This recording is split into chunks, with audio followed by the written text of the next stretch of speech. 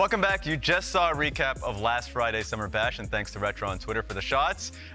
Let's talk about FlyQuest. FlyQuest will be going up against Cloud9, the toughest battle yet. So we're going to be diagnosing FlyQuest's troubles. They have a lot of them, so we're going to go piece by piece. Right now, I'm going to be focusing on Rift Herald setups. The Rift Herald setups for the past 2 games have been really rough, so let's start from the beginning.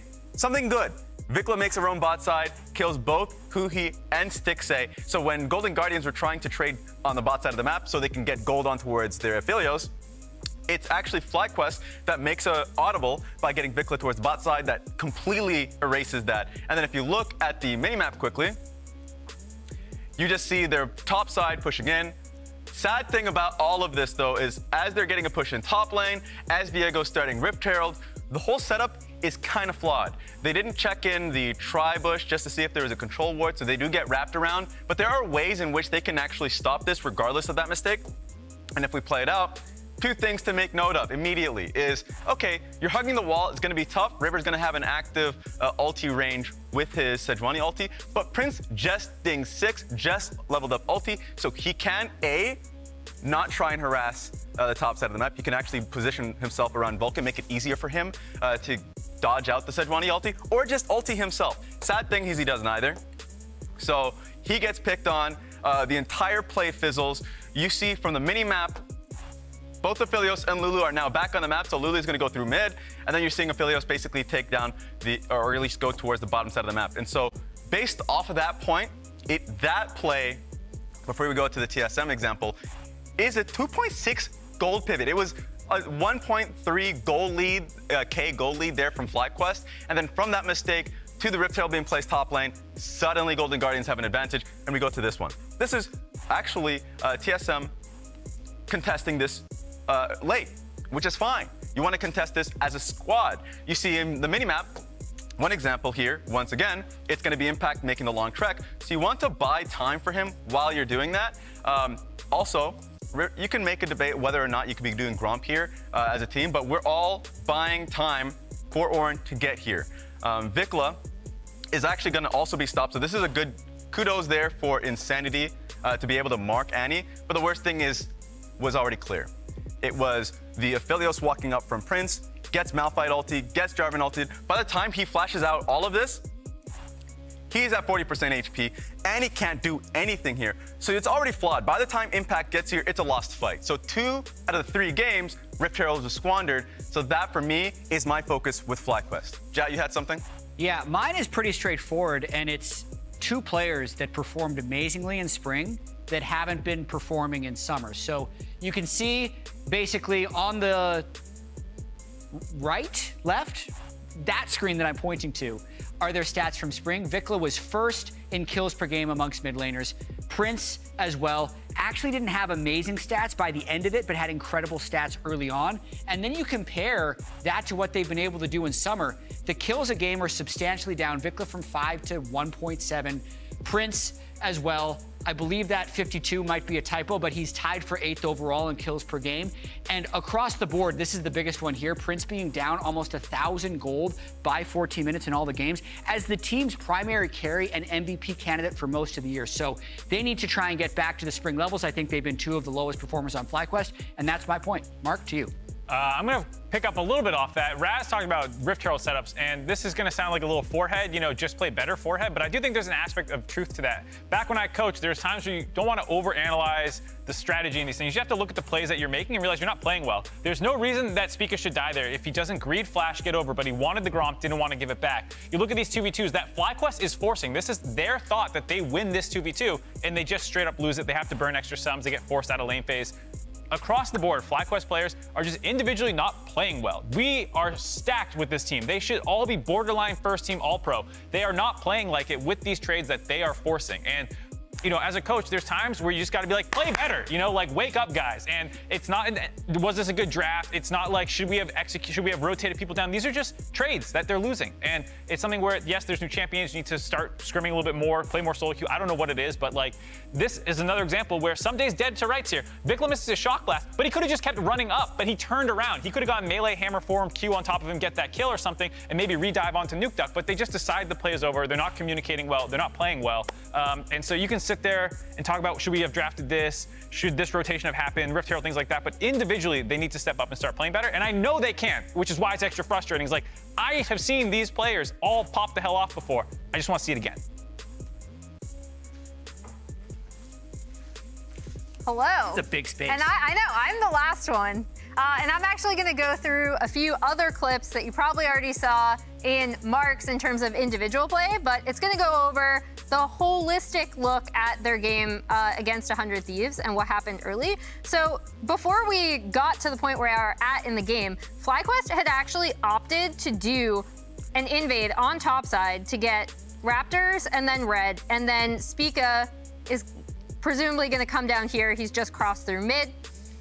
And in doing that, essentially Closer has a few options into how to respond, right? And how he responds is they end up going through Scuttle Crab. He has Smite, Spica does not. So he gets this Scuttle Crab. In addition to, one thing that's going to be a continuous problem for FlyQuest is that topside is continuously pushing with the Renekton into Cassante. And then additionally, on the bot side, as Mark already covered a trade that we're going to see later again, they have push in bot lane as well. So this actually does give Closer time to respond to that invade that I previously mentioned. Another really interesting thing that happens here that I do want to point out is that Nuke Duck is able to get first back in mid, and this is also going to mean that he was able to shove in mid and then back off of this, which means they're going to have pressure all around the map, and Closer is actually able to respond to that by eventually contesting Spica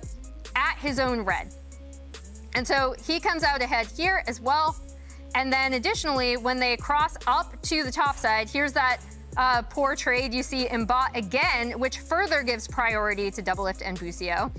But up here, Closer, most importantly, gets the both Scuttle Crabs off of this, is level 4 to Spica's level 3. So now the invade has completely not worked out for FlyQuest. And as I pointed out earlier, they've had consistent topside pressure from Someday's Renekton. So Someday is actually going to be able to join up with Closer in doing their own invade, and Spica is going to die, as Mark already covered.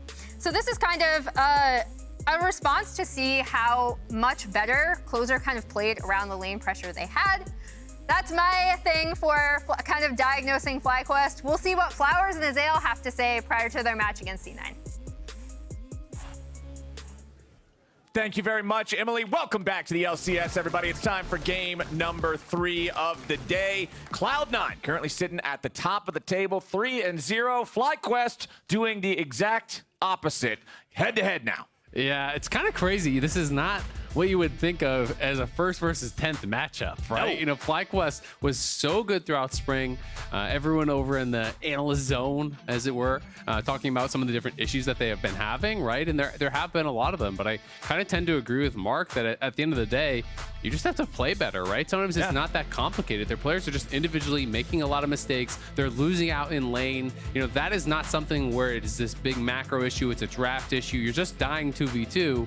Some of the players that were at the top of the table for a lot of these stats, you know, Prince being down, being like 9th, 10th in gold difference and CSD at 10, that is kind of crazy when everyone came into the season expecting it to have been a big upgrade in that bot lane with the addition of Vulcan. So these guys have got to keep spamming those games, you know, get working on the same page, because this is a condensed season. They're already 0-3, and now they have a really tough schedule here. Scarlet doing for Flowers. Hell yeah!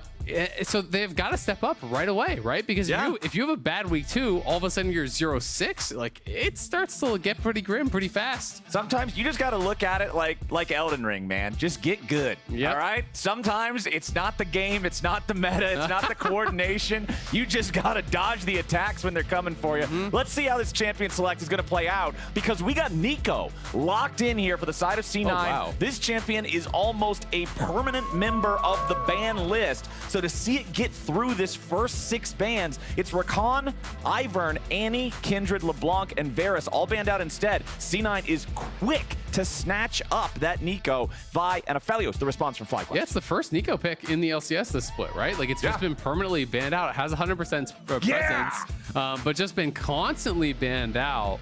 alongside Vi, which also has 100% presence, Cassante, Emilio as well up there, at least coming in today. These stats that were correct. So, Neeko going to be coming out. We'll see what exactly the plan is to actually deal with it from FlyQuest, because giving it through, it can be interesting. Sometimes when things are like this permanently banned, people don't even practice them anymore. Right. Because like, well, I'm never going to get to play it anyway. So then sometimes it does slip through and the person actually isn't very good on it because they haven't put in any games to practice.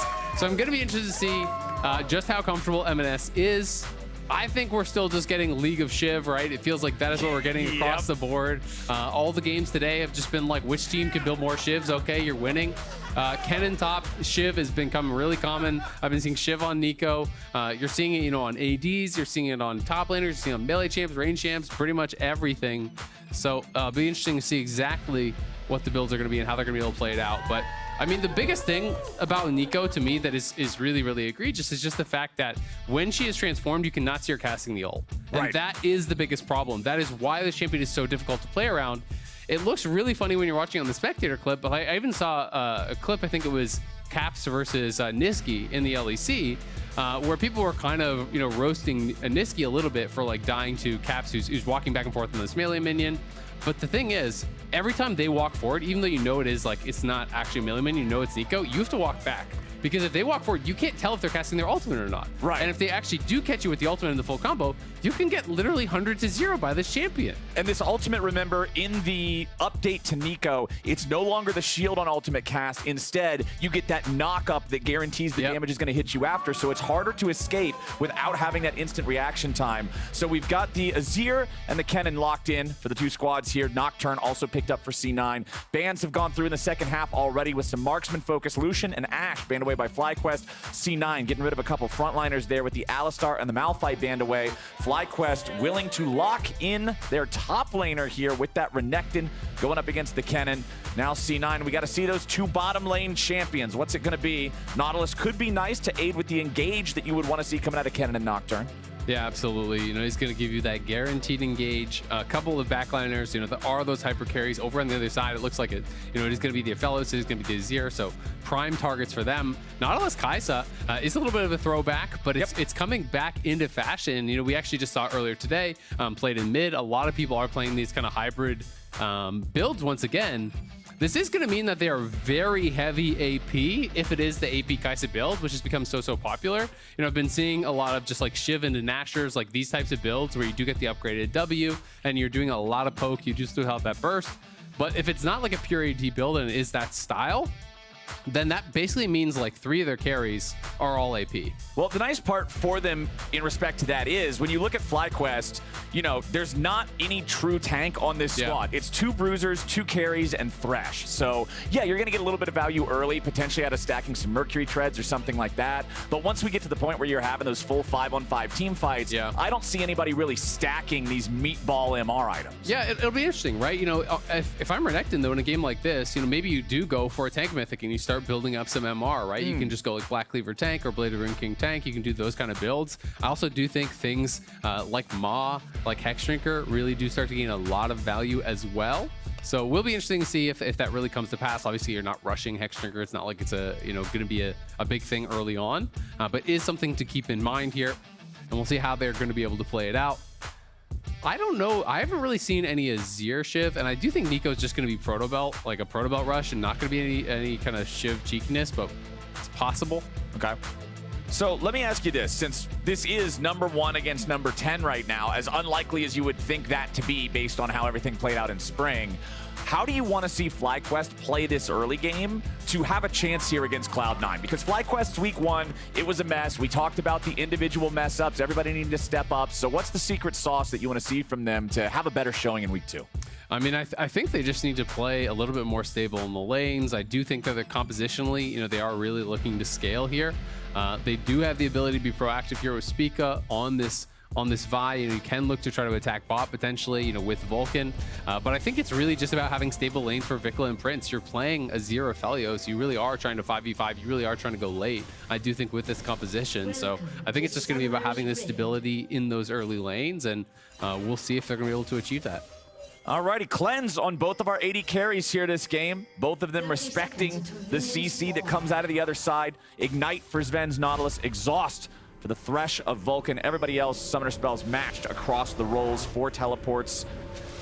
Again, in the post-mid-season update world, it's easier to get more of those big fights earlier just because a lot of the times the teleports are unleashed in time for the second Drake fight. So especially if you have 2 teams that have that bot focus or want to focus on stacking those up nice and early, that attention could be drawn down there. But especially with a champion like Renekton up here on the top side with a jungler like Vi, I'm hoping to see a little bit of action from FlyQuest around that. Yeah, I mean, I think both top and bot are lanes that you really can look to attack. Of course, there is cleanse on Berserker, so that makes things a little bit more difficult. But Thresh, Vi, really strong ganking duo, could look to roam towards mid, could go up towards top. So there are a lot of options for them and pretty good gank setup.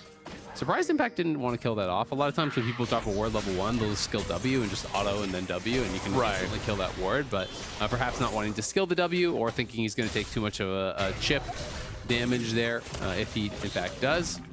But I mean, it is looking like C9 is really the only champions that would be kind of League of Shiv. Berserker, you know, the Kai'Sa is building it a lot these days. Kennen is building it a lot. I don't think any of the other champions would do it. It would get too wacky because it shouldn't proc off Azir soldiers. I think it would be terrible on Azir. You don't want static Shiv Nautilus? No. It could be good. You know, don't think we're going to see it on Neeko either. So expecting potentially those 2 to come out. But if you guys have not been playing a lot of solo queue, this is absolutely everywhere. It's all over SR, it's all over ARAM, it's literally just everywhere in the game right now.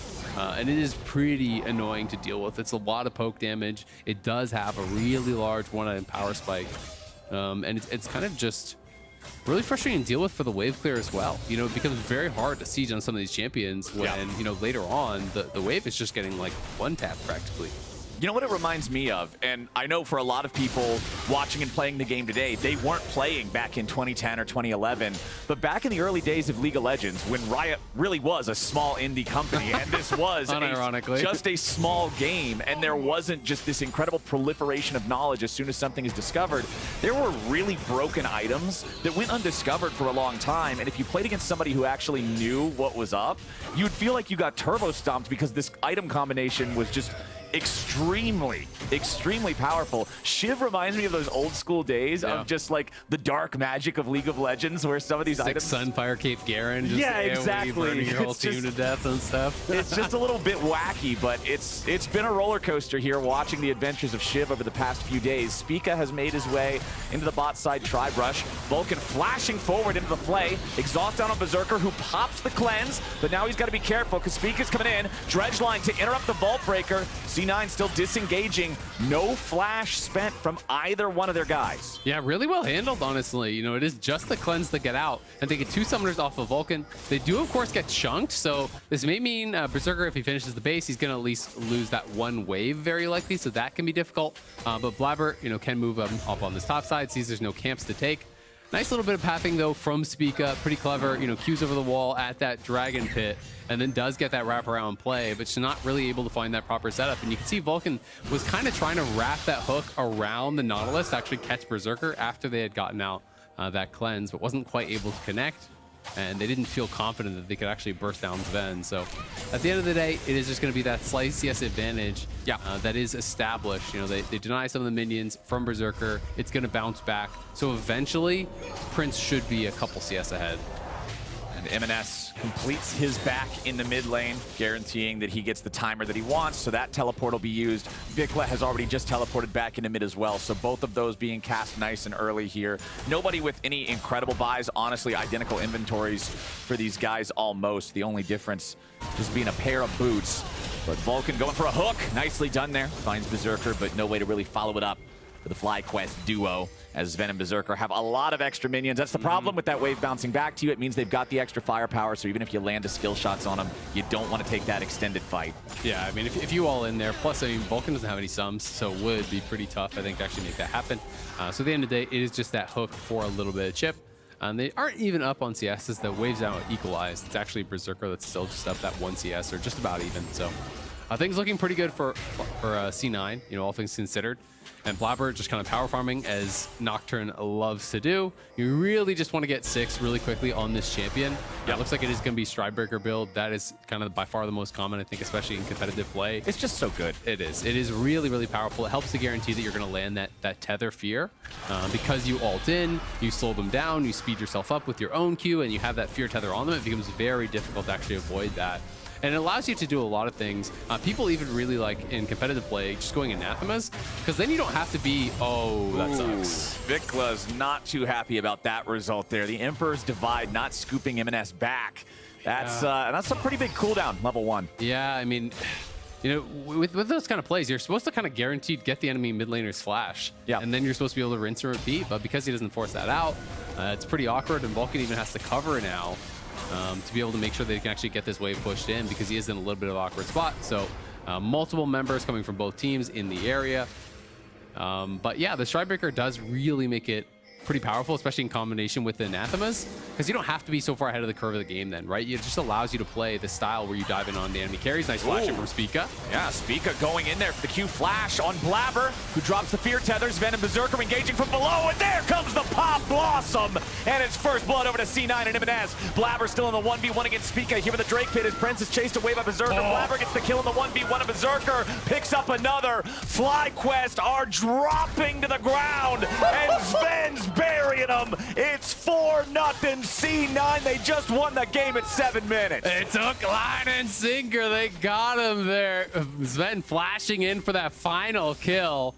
And Blaber, it's just a 1v1 fight in the Dragon Pit there. Gets a solo kill on Spica with 4 or 5 other people around. No one even interfered. It was just a 100-0 fight to the death, and Nocturne's going to be really strong in that with the lethal tempo fully stacking up. So you can see the initial play here. FlyQuest have the earlier members, so in splashes Spica, but Blaber kites back. He drops the fear. Oh, up on top side. Meanwhile, Fudge wanted to dive. Slicing Maelstrom ain't going to do it because Spica's there, ready to back up the croc. At least FlyQuest get one back. But yeah, you saw that fight down there in the bottom river open up with Spica finding the flash engage on Blaber, but Nocturne 1v1 is a hell of a fighter, and Spica underestimated just how hard Vi loses those. Absolutely. I mean, you get lethal tempo stacked up, especially because it's lethal tempo versus the PTA, right? You know, you get that stacked up. Also, you know, you get so much attack speed when you actually do block something with your W. So if you block an E, you block anything like that, you're getting 60% attack speed, plus all the lethal tempo attack speed, and you are just going to get this guy in a fear and just slap him to death. You have to be really far ahead as that Vi to really be able to win that extended fight. I kind of want to see the full replay of that Fudge dive, though, because to me that looked like he was going for the dive and didn't get his ulti off before he got stunned and had turret aggro, so he couldn't actually burst him down, and then a bit of an oopsie there. Have been a couple of them, I have to say, this split from Fudge. Yeah. I think back to, I think it was the game against Rich where he got solo killed twice after the misclick on the minion, and then got solo killed again after that. So has been doing well in the 1v1s, you know, initially, and has really been trying to push the pace and trying to look for these dives, but definitely getting punished at times for it. All right, FlyQuest, you guys are going to have a lot of work ahead of you. You want to come back into this one. Over 2,000 gold behind now from that big river fight. Obviously made a little bit of it up, being able to punish Fudge there on the top side. Ocean Drake, first Drake, too, being the reward for C9 for that victory. Hurts even more since we're still this early into the game. Right, here's a look back at the dive. So he wants to go in. I think he got aggro before he pressed ult. Yes, he did. So he autoed him there. You have got to make sure you get the ult off. That's a really nice outplay from Impact, and it was a good bait as well, because Spica was already in Tribrush, which Fudge did not know. And then notice how Impact, this split second, he got hit by that auto. It's just instant flash in, empowered stun, pops the ulti. He was able to survive and lock him down. If Fudge had gotten his ulti off before pulling tower aggro, and he's in on top of that, he probably just kills him. Yeah. So, you know, nicely played by Impact, good bait, and good bit of coverage there from Spica. But Fudge, you know, pushing the pace, had him poked down, wanted to try to get that dive. And he is, in fact, going towards Shiv. Yes, sir. So it is going to be at least the one Shiv up here on that top side. Not surprised to see it, but C9, what else can they possibly find? I'm expecting them to try to look for some more. Whenever Nocturne has his ulti, I always expect to see something come of it. There it is. Paranoia in the mid lane. Pop Blossom's not even needed. They just explode that enemy mid laner. VicLa's gone again. It's 5 kills for the side of C9. Yeah. Shelly is dropped off to the side of mid lane there. The second plate is going to fall before the Rift Herald charge even gets there. Brutal. And that means plate number 4 should drop after a couple more auto attacks. There it is. The minions will pick that one up. That's so much gold for C9. I mean, Neeko is so good at actually knocking away on those towers as well with the passive on your W. Every third auto, that bonus magic damage hitting the turrets is a lot of damage. And it's not going to be double shift. So Berserker looks like he's going towards, excuse me, the name is completely, Kraken Slayer. So he's going towards Kraken Slayer. So it is just going to be an AD Kai'Sa build, very likely. I think it makes sense when they already have a lot of AP.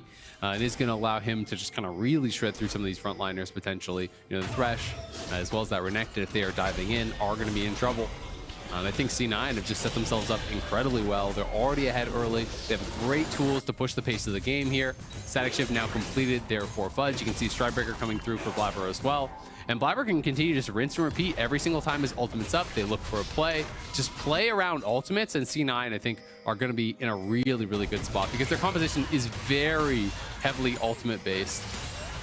I'm very impressed just how much better Neeko's passive is now after that mini rework. Like, you can do some serious bamboozling with this thing now, whereas previously it was, Neeko's passive is funny, but it's entirely worthless unless you're playing against a guy who's a bot, right? Like, there's no way anybody's actually fooled by this. But these days, with the ability to possess so many different things, you saw the fake recall there in the river that ended up wasting a couple seconds of Spica's time. There's a lot of value that can be found in it. Well, and one of the things that's actually a really nice trick with it is that you can actually put your clone out, your W out into a brush and then press recall, and it starts recalling in the brush. And I believe it even makes it last longer, and it gives you vision in that area. So there's a lot of little vision tricks you can look for. Fudge in trouble again topside though. Spica ready to focus down that Kennen. Slicing Maelstrom gets sliced instead. It's Impact picking that one up, grabbing his first kill of the game.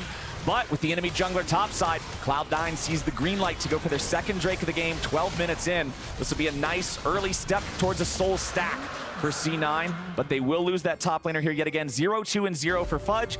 But Isaac, the Shiv is complete. Yep. I mean, he even had it before that death, but it did not save him. So it's one of those things. I will say, Static Shiv is really good in the extended laning phase. If you can lock someone in lane and you're winning, it becomes miserable to be laning against this. But Zven in trouble here. Yeah, nice hook there coming out from Vulcan, but Blaber swoops in from the side and they're ready to turn the fight around. Meanwhile, they found the re-engage back onto Prince. He thought he had something, and Emenes just swoops in to finish off the remainder of FlyQuest. He'll pick up the kill on Vulcan. What looked like a nice hook, maybe a pick, ends up becoming a 2-0 the other way. Yeah, there's the immediate TP in from Emenes. He goes past the tower. The ulti response there from Blaber as Prince walks in. The rest of his team is flashing out, and he just kind of walks into his death, and now they're going to lose the mid lane as well. But that Static Shiv, while it is really strong in the 1v1, it's not a great team fight item. On someone like a Kennen, you are just building AD Kennen essentially. So, you don't have any defensive stats, you have no HP, and your team fighting is definitely going to be a lot weaker compared to like a Protobot Rush. So if you aren't doing great in the 1v1, it can be problematic. In this game, I don't really think it's going to matter because the rest of the team is so far ahead that it doesn't really matter that he's behind. But it is one of those things that there are some downsides to building Shiv, believe it or not. Though they are hard to find. Yeah, this is one of those top lane is really important, guys, type of games. They're just up there having their 0-2 versus 1-0 battle while the rest of the map is collapsed into a 4,500 gold lead for Cloud9 at the 14-minute mark with turret plates gone. I'm trying to look through the FlyQuest inventories here and see what we've got, what might be remarkable. But first, let's take a look at how this started, because it appeared, hey, maybe there's a pick. Yeah, but you look at Blaber coming down the river. That's the power of the Nocturne, can respond to these plays. Prince is pushing in, and this feels like maybe just some miscommunication, or maybe he didn't think there was any way out. I guess by the time this team is flashing out, maybe he wouldn't have been able to retreat back to his tower anyway, but he's kind of still going forward and just gets clobbered. I mean, he was already walking towards the 3v3, and then he sees the teleport from Emenes behind him. So I think it's just, I'm 100% dead if I stay near Emenes. I'm 99% dead if I go the other way. Let's roll the bones and hope I get that 1 out of 100. But unfortunately, 99's a pretty high chance, and Prince hits the dirt. Yep, ends up going down again.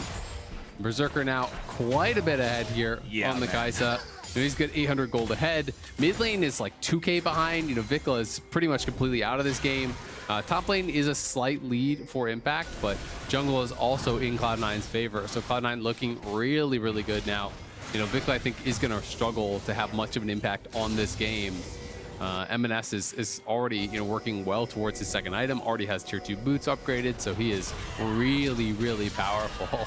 And the answers that FlyQuest had for the Neeko so far have not really looked like much of an answer. Maybe the thought process was you pick the Azir, you try to outrange the Neeko, you try to neutralize, with kind of like poking, prodding, trying to lock the Neeko under a tower, get the push, but it just has not really worked out for them whatsoever. The only kind of attempt they went for did not work. VicLa wasn't able to connect with his ulti, and it's been all about Emenes making those plays since then. Has had a couple of really good ones. The fight by the dragon was really, really good from him. And another great TP down towards bot, finds that response, flashes past turret, gets another kill. He's looking great on it. And I mean, going back to what you were talking about in Champ Select, it's one of those things where when a champion is 99% banned, you're just saying, hey, this has been banned so much.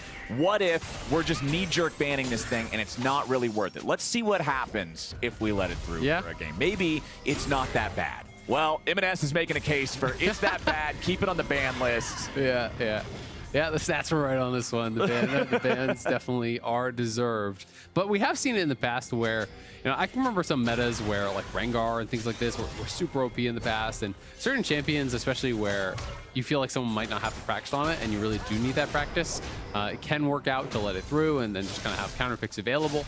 But this one just not working for FlyQuest. And Cloud9, quite frankly, has looked a cut above all of the rest of the teams in the LCS so far. They have been looking really, really good. Just picking up right where they left off. And FlyQuest was this team that I think a lot of people were expecting to be able to challenge them, but haven't really been able to give much of a challenge so far.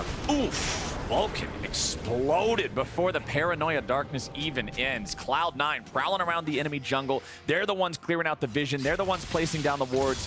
They're the ones who are making it unsafe for FlyQuest to even leave a turret. I mean, and when your tanky support actually can't even face check anything, like Thresh is one of the tankier champions on their team.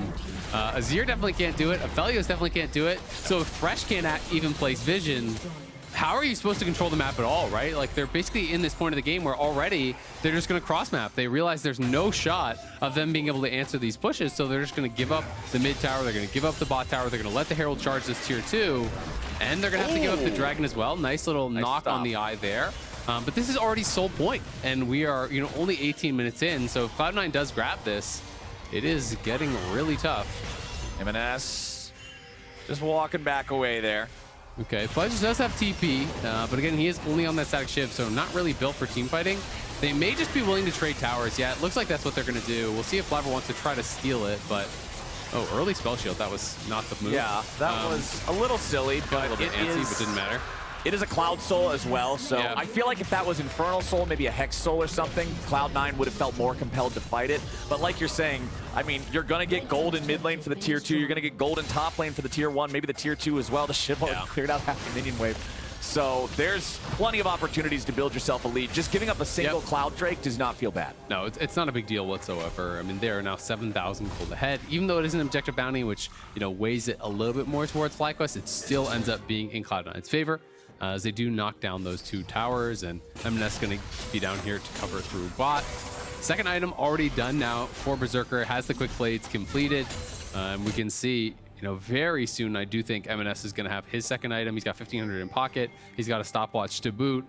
Fudge closing in on his second item. The Even Shroud is done now as well for Zven. So they have really everything that they could possibly want here. And 50 seconds away from the 20-minute mark means if we get another one of these fights, it's a 4-for-1 trade, a 5-for-0 trade, something like that. It's just that into a Baron, reset, push the base, and probably win. Yeah. Right? Yeah, absolutely. I mean, for FlyQuest, you are hoping that C9 kind of botches the Baron play, that you can find some sort of a steal, that you can punish them in the pit. But it's going to be difficult because there's lots of turn here for Cloud9. It's not like they're playing a comp with no engage and you can kind of just walk up and poke and prod and hope that they make a mistake.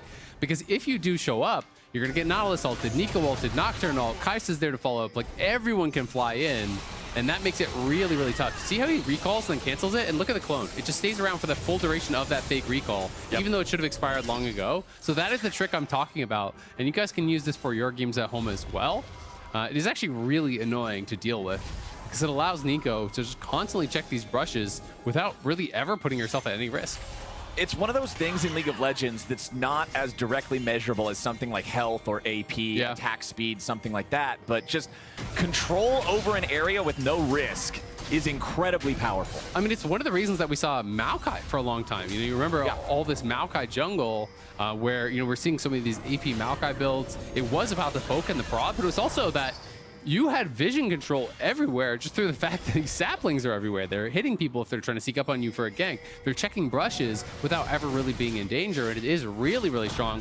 Cloud9, they're just starting up the Baron. Spica doesn't know it, but Zven is over the side. You can see TP coming in from the Neeko. He's on his second item now. It's already complete, and they have the stopwatch, and Kennen is wrapping around behind them, so this could go really bad. Zven already engages. They're looking for the burst, and they found VicLa. Look at the Kennen C9 minion. just immediately. Look at the Kennen minion. Azir, pop off the 1-3, double kill back over to Fudge.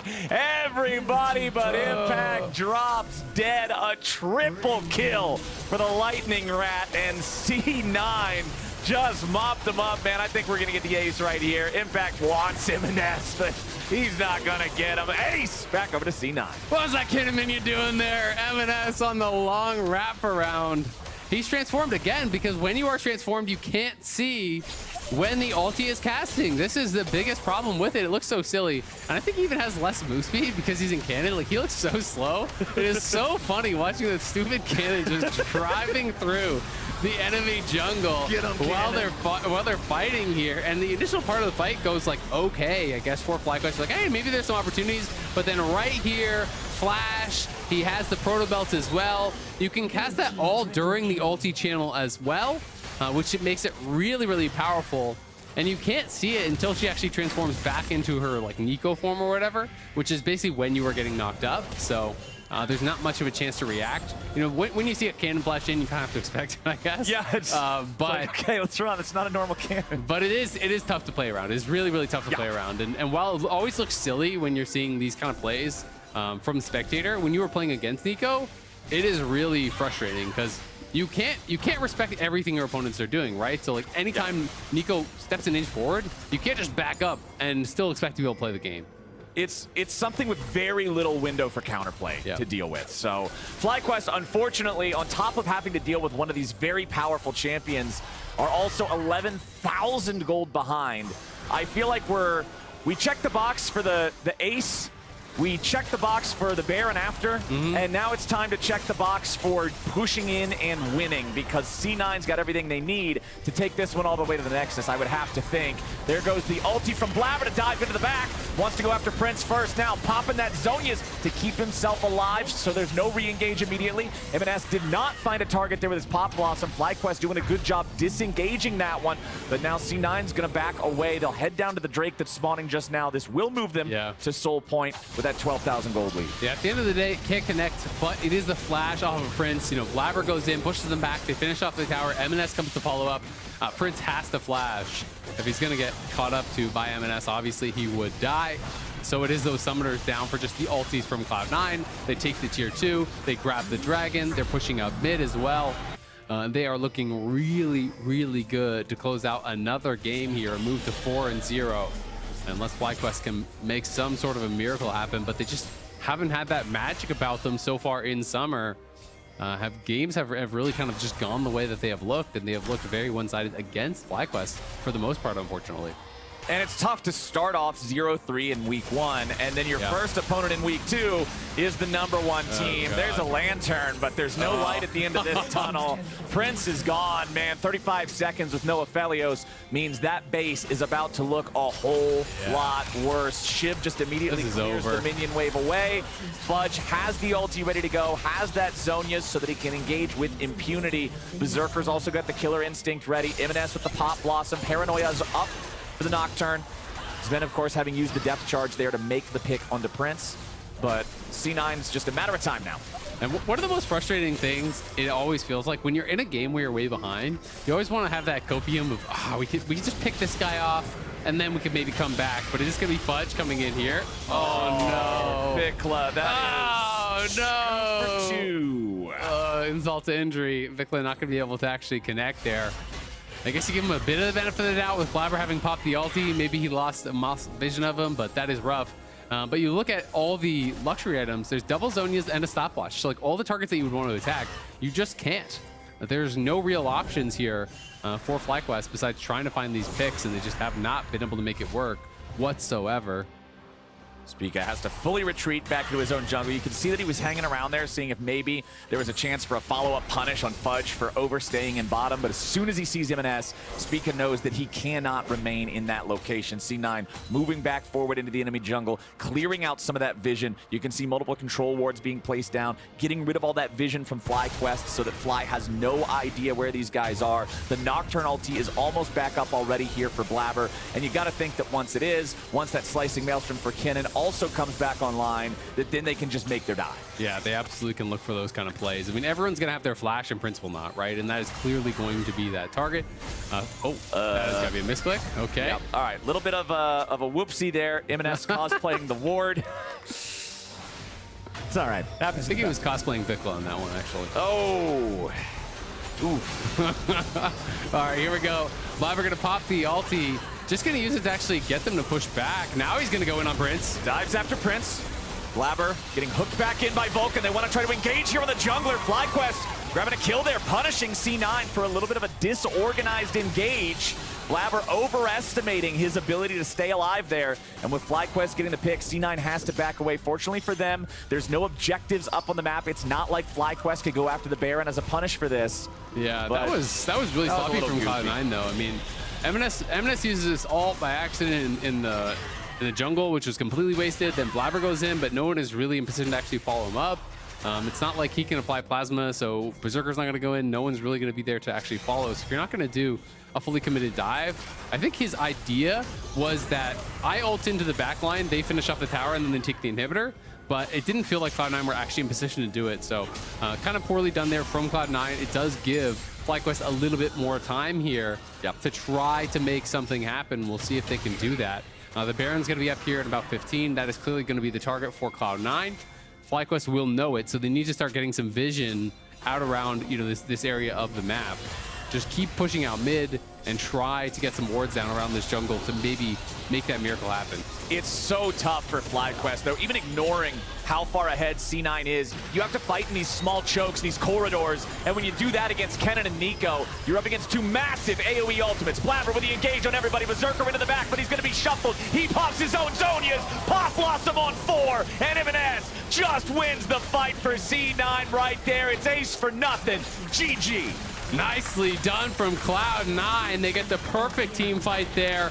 Everyone slowed down by this drive picker. That allows the rest of the squad to catch up. Emenes gets a 4-man ulti. And Cloud9 gonna clean this one up 28 minutes in. The mini wave is coming, so let's tank it up with the clone for now. And they're gonna move to 4-0 and push FlyQuest to a winless 0-4.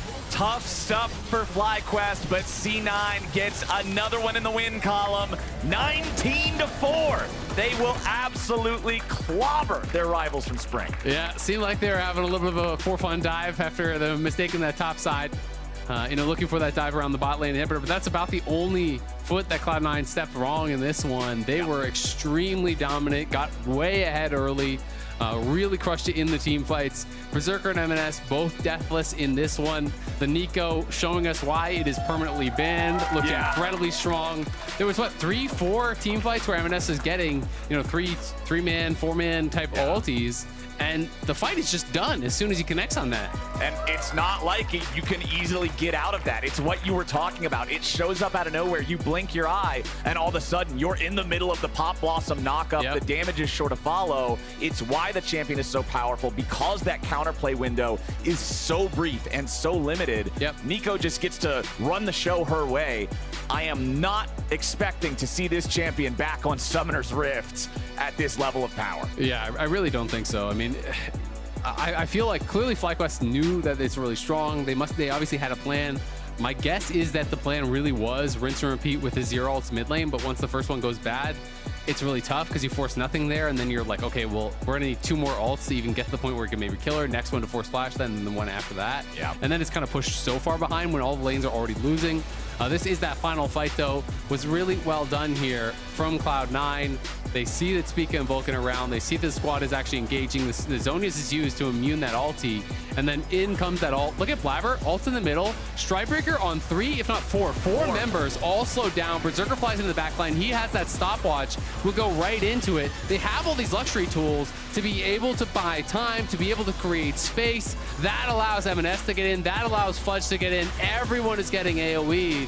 And it's just perfectly done. Everything Spica tried to do in that fight was immune. It's the Zonius on the initial ultimate, then his Q onto Berserker, his stopwatch. Like, you're just not going to win from that point if Cloud9 executes well, and they did it really, really well in that final fight, showcasing again why they are the clear best team in the LCS right now. Feels like nobody can touch them. The only one who escaped the Pop Blossom was Prince on Aphelios, and then your Aphelios isolated from everybody else, just chased down by Fudge's Kennen. And hey, a reminder to everybody out there watching, tickets are officially on sale for the LCS Championship in Newark, New Jersey on August 19th and 20th. You can head on over to Ticketmaster.com right now to claim your spot. With game number 3 done for the day, we're going to send things over to Fudge and Zven on the LCS Lounge for the Verizon post-game interview. Just insult them randomly. Welcome to the lounge. We've got Fudge, we've got Zven after their win. Hello. You don't actually have to act serious. It's okay. So the thing that surprised me the most about this game was that Neeko got through draft. And we're going to see a clip of Emenes cosplaying a Kennen minion through. Oh, that's fun. Just because it's pretty funny through into this team fight flank. Obviously, Kennen, Neeko is an insane combination. Did you expect this to get through drafted? I was shocked. This is the first Neeko pick we've had in LCS just because she's been permabanned. Is it actually the first game? Wait, is this the first? Neeko? I think so, yeah. Really? Damn. Well, yeah, the champion's clearly broken. I don't know why they opened it, but they had to also ban Emenes' LeBlanc because they couldn't give Emenes LeBlanc. Yeah. And then, I don't know. I mean, obviously Neeko Kennen is completely broken as a There's a combo in lot the team of fights. obnoxious interactions. Like when you're a minion, you can't see on the minimap. It's like a small little red dot. Oh, right. So it's like you can't even see Neeko flanking you sometimes because you don't notice the little red dot moving. Yeah. And I saw in ERL there was a control ward Neeko. Yeah. Where the Scion ran right through him. Well, And Nocturne ult makes you don't see anything at all because wards can't see the Nocturne ult at all, not even small little bit. So, Well, I don't know. also he It's champ. paused, right? Because like someone else put a ward in the brush, which like turned off the ward as Neeko. Yeah. Anyway, It's just terrible. she's broken. Absolutely terrible. We're learning as we're going along. Actually, you mentioned the LeBlanc ban. So how has scrims overall just been with Static Shiv just being Complete rampant? fiesta. Yeah, Shiv is the most disgusting item, I think, in like many months. The Right. things I have witnessed this week in scrims. Everyone's trying new champs because this champ isn't actually viable at all, but maybe I can buy Shiv on it. What has been the worst Yeah. Shiv champ What's you the see? worst one? The worst one is in like the Absolute worst actual worst one? Yes, just like the most disgusting one that you I mean, you I will don't not want be to give away seeing. Team Dingtile strategies, you know? But I've seen some things. Okay. And the top lane mostly is where the lab is control.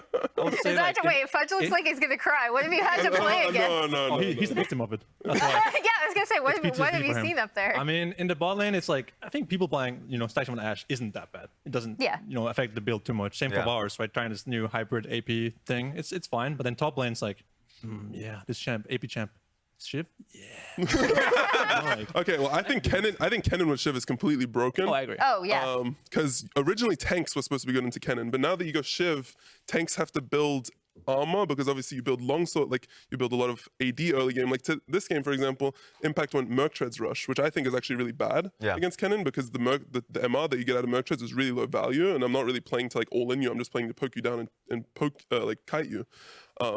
So it's really hard to itemize against it. And then obviously in mid game, the wave clear, like for example, Sion and Ornn can't really match the wave clear, and the amount of tempo and like time you get to just move after clearing one wave in like 2 seconds is ridiculous. So I think Kennen is very, very broken with this item. Yeah. Actually, a question that I had for you guys, because you kind of already spoiled it before the interview started. Yes, you guys do have the fastest game time in the LCS. You guys are so far haven't lost a game. Same with Team Liquid, but my question is mostly like on your guys' ability to grow. Like because now it feels like you guys are always focused on internationals. It seems like you guys are head and shoulders better than the competition, though I want to know a little bit more about how you feel about the competition. But the first question is just like, how have you guys been able to challenge yourselves to grow as a team when it feels like you guys are at the top at the moment? For me, I experienced complacency before when you got too confident from domestic play, and then you didn't make Worlds that year, 2020, and it was, you know, it was a whole team-wide thing where no one actually knew it before it happened. So the feeling you have after that is the worst ever. So I'm not gonna be complacent just because we can stomp LCS teams playing, you know, whatever. So it's just about like shadowboxing at this point. You know, being your own biggest critic, something like that. So you just can't get complacent because then you will lose, not make Worlds in the first place. So yeah. That makes sense. For me specifically, I watch a lot of individual like replays of the top laners in LCK and LPL. And whenever I watch them play matchups, I'm like, damn, that's how you can play a matchup? And then it reminds me that like, oh yeah, when I play against them, I'm terrible. Yeah. So it definitely makes me makes me lose my ego a little bit, helps me continue to practice and focus really hard on improving. Well, and so when I interviewed you last week, you said you weren't sure what you learned from MSI that you could like take back. I wanted to ask Zven, what do you think C9 learned as a team that you could actually take back? Because this kind of ties into like trying not to grow complacent in terms of what you're looking at from domestic gameplay to coming back from international. Yeah, so I actually have, I think this is my 1-year anniversary as support player. I did. Let's go! So I only played for a year, right? And I played at the honor of playing against some really good players at both MSI and at Worlds. And I felt like every day I was getting better. But the first year, I had to spend time practicing the champions, the mechanics of the actual champion to pull off certain combos or like play correctly in lane, maximize my DPS, whatever. But now I feel like I can start focusing on the things that actually matter. You know, my wards, where I should be on the map, team fighting, engaging, these kind of things. It takes time to learn all the basics before you can learn the actual stuff that makes, you know, people like Core J and Vulcan the best supports in LCS, right? Or like when you're playing as Kyria, it feels like he was playing a different game than I was sometimes, right?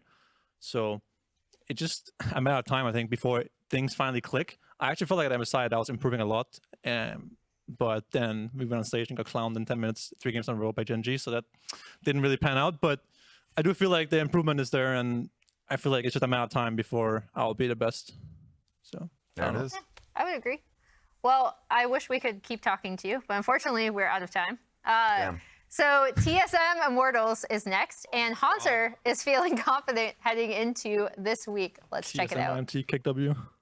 Well, Immortals is looking like pretty hot off of week 1. I think we've had a lot of practice scrimming against them, and I feel really confident against them. NRG, we don't have much experience against, so we'll see about that one. Personally, I would say our match against Golden Guardians is the most important because they're the best team of the bunch. I've got a bit of a rival with Huihi, so I'm going to make sure I beat his ass. I mean, the takeaways from the first week were definitely being on the same page, not being scared to fight, like these kind of things are things that we have to take in, and I think if we do those things well, we're going to win 3-0 probably.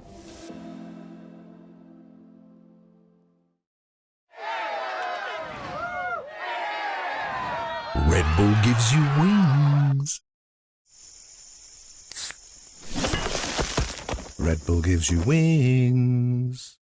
With Verizon's new My Plan, I get exactly what I want and only pay for what I need. Now I'm in charge of my plan. Introducing My Plan from Verizon. You get exactly what you want and only pay for what you need. And it all starts at just $30. It's your Verizon.